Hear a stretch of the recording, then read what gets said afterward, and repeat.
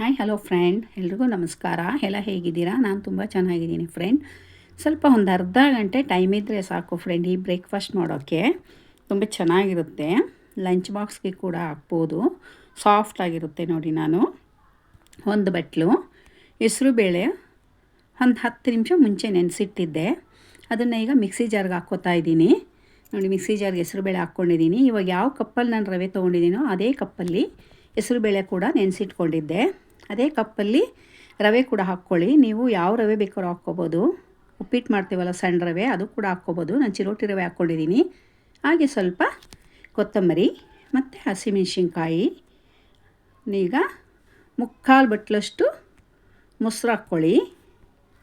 ಯಾವುದಾದ್ರೂ ಹಾಕ್ಕೊಳ್ಳಿ, ಹೊರಗಡೆಯಿಂದ ತಂದಿದ್ದಾದರೂ ಹಾಕ್ಕೊಳ್ಳಿ ಅಥವಾ ಮನೇಲಿ ಮಾಡಿದ್ದಾದರೂ ಹಾಕ್ಕೊಳ್ಳಿ, ಏನು ಪ್ರಾಬ್ಲಮ್ ಇಲ್ಲ. 3/4 ಬಟ್ಲು ಹಾಕಿ.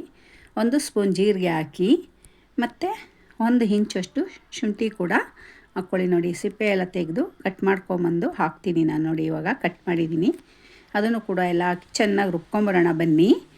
ಹೆಸರುಬೇಳೆ, ರವೆ, ಜೀರಿಗೆ, ಶುಂಠಿ, ಕೊತ್ತಂಬರಿ, ಹಸಿಮೆಣಸಿನ್ಕಾಯಿ ಎಲ್ಲವನ್ನು ನಾನು ನುಣ್ಣಗೆ ರುಬ್ಕೊಂಬಂದಿದ್ದೀನಿ. ಅಷ್ಟೇ ಮೊಸರು ಸಾಕು, ಮತ್ತೆ ನೀರು ಹಾಕಬೇಡಿ. ಇಷ್ಟೇ ಗಟ್ಟಿ ಇರಲಿ. ಇಡ್ಲಿ ಇಲ್ಲಾಂದರೆ ಚೆನ್ನಾಗಿ ಬರಲ್ಲ. ಇಷ್ಟು ಗಟ್ಟಿ ಇರಬೇಕು. ಮಿಕ್ಸಿ ಜಾರಿಂದ ಎಲ್ಲ ನೀಟಾಗಿ ತೆಗೆದು ಒಂದು ಪಾತ್ರೆಗೆ ಹಾಕ್ಕೊಂಬಿಡೋಣ. ಎಲ್ಲ ನೀಟಾಗಿ ಕೈಯಿಂದನೇ ತೊಗೋತಾ ಇದ್ದೀನಿ. ಸ್ಪೂನಿಂದ ಬರಲಿಲ್ಲ ಅಂತ ಈಗ ಕೈಯಿಂದ ತೆಗೆದು ಹಾಕ್ತಾಯಿದ್ದೀನಿ ನೋಡಿ. ಎಲ್ಲ ತೆಗೆದು ಹಾಕ್ಕೊಂಡಿದ್ದೀನಿ. ನೀರೇನು ಹಾಕೋಕ್ಕೆ ಹೋಗಬೇಡಿ, ಇಷ್ಟು ಗಟ್ಟಿ ಇರಲಿ. ಇದಕ್ಕೆ ನೀವು ಯಾವ ತರಕಾರಿ ಬೇಕಾದ್ರೂ ಹಾಕ್ಬೋದು.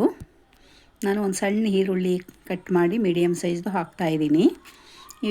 ಇವಾಗ ಹಾಕಿರೋ ಅಳತೆನಲ್ಲಿ ನಮಗೆ 14 ಇಡ್ಲಿ ಆಗುತ್ತೆ. ನೀವು ನೋಡ್ಕೊಂಡು ಹಾಕ್ಕೋಬೇಕಾಗುತ್ತೆ. ನನ್ನ ಹತ್ರ 2 ತರಕಾರಿ ಇದ್ದಿದ್ದು, ಬೀನ್ಸು ಮತ್ತು ಕ್ಯಾರೆಟು.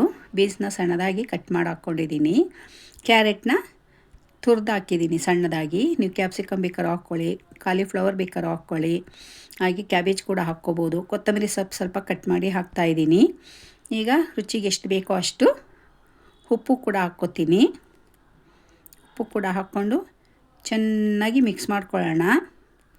ಈಗ ಮಿಕ್ಸ್ ಮಾಡಿದ ನಂತರ ನಾವು 1/4 ಚಮಚದಷ್ಟು ಅಡುಗೆ ಸೋಡಾ ಇಲ್ಲ ಅಂದರೆ ಈನೋ ಕೂಡ ಹಾಕ್ಕೋಬೋದು. ಚೆನ್ನಾಗಿ ಮಿಕ್ಸ್ ಮಾಡಿ ಸೈಡ್ಗೆ ಇಟ್ಬಿಡಿ ಒಂದು 10 ನಿಮಿಷ. 10 ನಿಮಿಷದಲ್ಲಿ ನಾವು ಚಟ್ನಿ ಪ್ರಿಪೇರ್ ಮಾಡ್ಕೊಳ್ಳೋಣ. ನೋಡಿ, ಇವಾಗೆಲ್ಲ ಚೆನ್ನಾಗಿ ಮಿಕ್ಸ್ ಮಾಡಿ ಸೈಡ್ಗೆ ಇಟ್ಬಿಡಿ 10 ನಿಮಿಷ. ಚೆನ್ನಾಗಿ ಸ್ವಲ್ಪ ಹೊತ್ತು ನೆನೀಲಿ.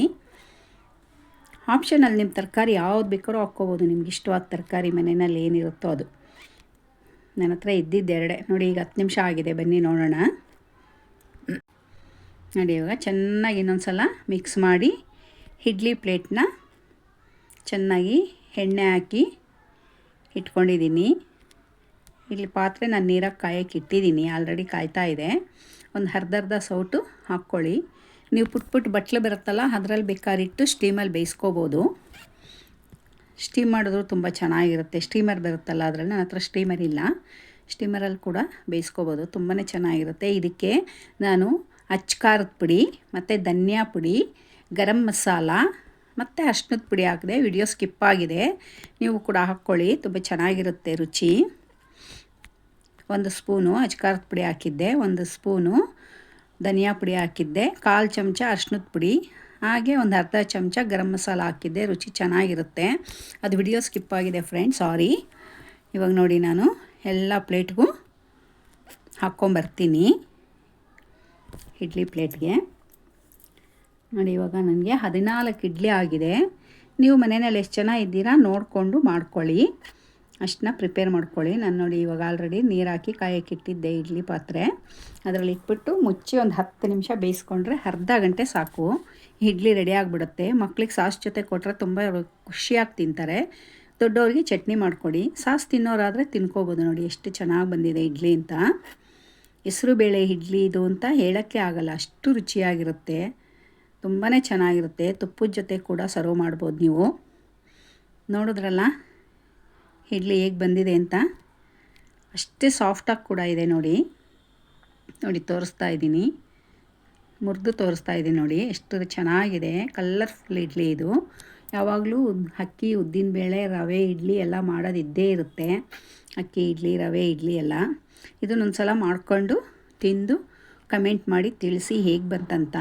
ಹಾಗೆ ನನ್ನ ಚಾನಲ್ನ ಹೊಸ್ದಾಗಿ ನೋಡ್ತಿರೋರು ಸಬ್ಸ್ಕ್ರೈಬ್ ಮಾಡ್ಕೊಂಡು ನೋಡಿ, ಒಂದು ಲೈಕ್ ಕೊಡಿ, ಶೇರ್ ಮಾಡಿ, ಕಮೆಂಟ್ ಮೂಲಕ ಈ ನನ್ನ ರೆಸಿಪಿ ಹೇಗೆ ಬಂತಂತ ತಿಳಿಸೋದನ್ನ ಮಾತ್ರ ಮರಿಬೇಡಿ. ನೋಡಿ ಈಗ ಸರ್ವ್ ಮಾಡ್ಕೊಂಡಿದ್ದೀನಿ, ಚಟ್ನಿ ಜೊತೆ ಸರ್ವ್ ಮಾಡಿಕೊಂಡೆ. ನಾನು ಚಟ್ನಿ ಸ್ವಲ್ಪ ಖಾರ ಮಾಡ್ಕೊಂಡಿದ್ದೆ, ಹಾಗಾಗಿ ತುಂಬ ಚೆನ್ನಾಗಿದೆ.